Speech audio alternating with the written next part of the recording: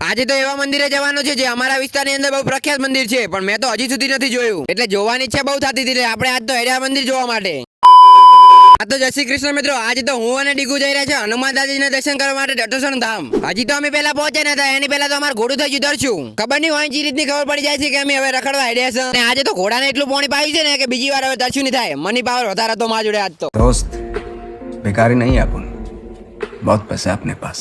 હવે જે રોકાવાનું થાય ને એટલે આપણે હવે સીધા જાવ ટટોસણ ધામ વડા માટે. પછી આપણે ટનાના કરતા કરતા પહોંચી જાય મંદિરે. મિત્રો આપણે રોડ ચડી ગયા છીએ.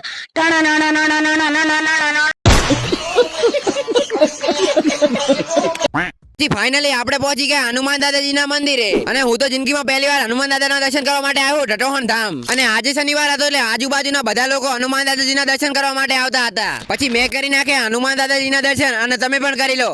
અને હનુમાન દાદા આપણા બધાની મનોકામના પૂરી કરે એવી પ્રાર્થના.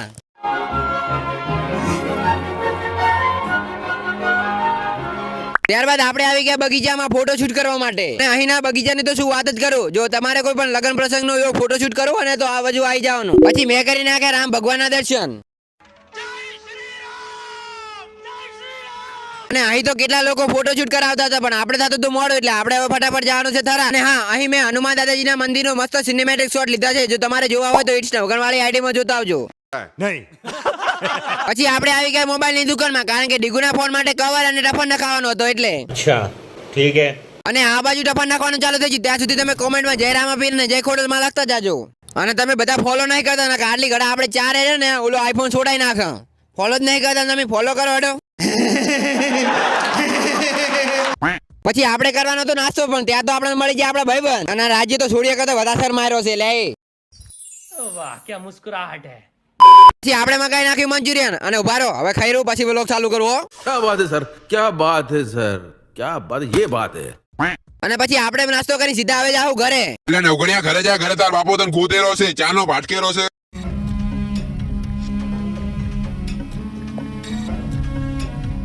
અને ઘરે આવીને ખબર જ પડી કે ડીગુની સ્કૂટીમાં પંચર છે. પછી તો શું ફટાફટ હવા ભરી નાખી. ભરવી જ પડે ને, કેમ કે રીલ અને સ્ટોરી બધું રાખે. મારો સુખ દુઃખ નો સાથી, હવે દુઃખ પડી જાય એટલે હવે તો ભરવી જ પડશે. અને ભાઈ કેમ દાદન કટિંગ કરેલો છે, જો કોઈને ખબર હોય તો કોમેન્ટ કરજો, હું કોમેન્ટ પિન કરી નાખીશ. અને હા, ટટોસણ વાળો આપણો ફૂલ બ્લોગ આપણી યુટ્યુબ ચેનલમાં આવ્યું છે, તો જો ફટાફટ જોઈ નાખો.